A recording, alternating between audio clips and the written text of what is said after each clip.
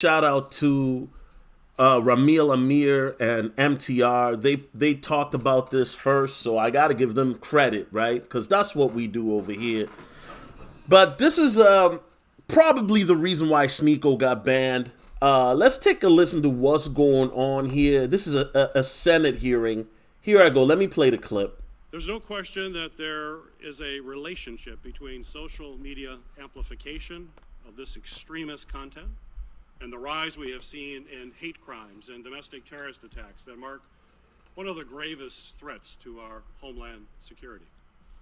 Despite these serious threats, I'm concerned that your companies have still not taken the necessary steps to limit the spread of the hateful, dangerous, and extremist content that has motivated real-world violence.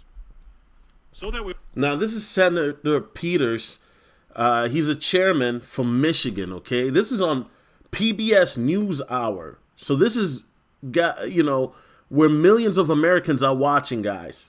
Okay, so let's continue. I mean, I'm going to let it rock, but I want you guys to pay attention and know who is talking and what they're talking about. So let's continue.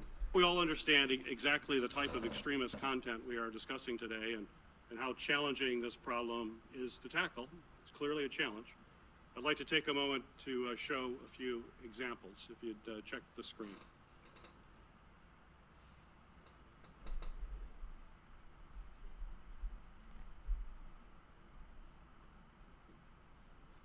So that's a huge part of the problem globally is shadow banking.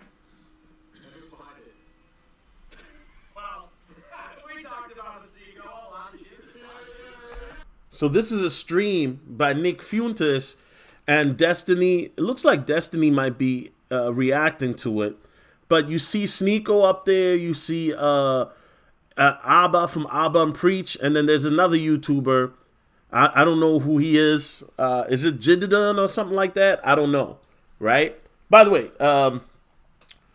fair use, fair use. DJ Academics, fair use. Because, Academics probably is going to play this back. So he likes to watch my channel. Let's continue.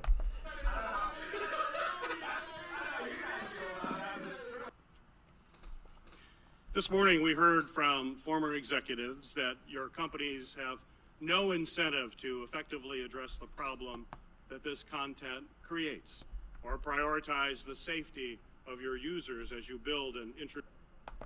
There's no question that there Hold on, let me go is back. a relation.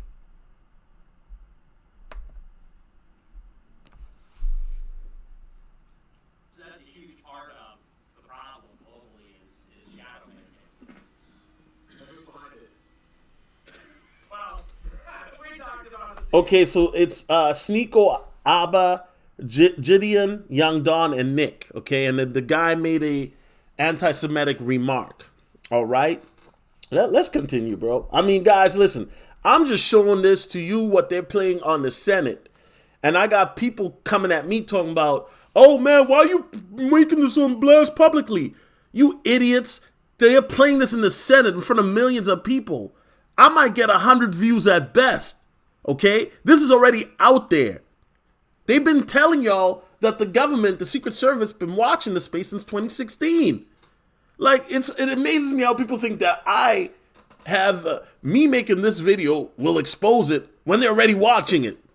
Dumbasses.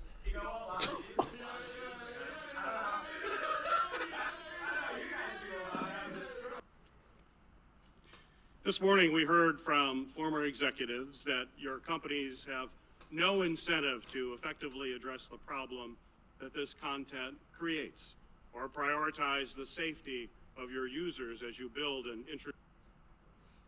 Okay, guys. So now I know some of you are wondering, well, why did they put Sneako in this, right? But you guys got to understand the ramification, okay?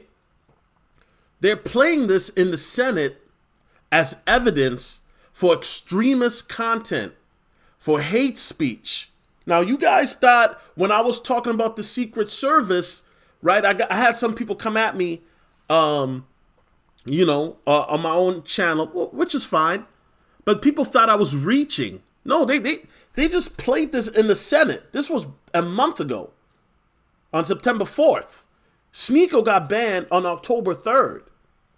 And make no mistake, there's more banning coming. There are more bans coming. There's no doubt in my mind. You guys already know, like I said, I'm already plugged in with YouTube, not YouTube themselves, but a couple people that have already told me that terms of service is going to be updated. They're going to get red pill manosphere content out of there. There's no freedom of speech in the private sector. Let me say that again. There's no freedom of speech. So they can ban anybody whenever they want, for whatever reason. They don't even got to give you a reason. You feel me? And so at the end of the day, I'm not here to say that Sneako should have gotten banned. That's not what I'm saying. But at the end of the day, it's about who controls the narrative. Because who controls the narrative has the power. And as long as you're on somebody else's platform and infrastructure, you have no power. You're just a slave. That's all I got to say, bruh. Peace.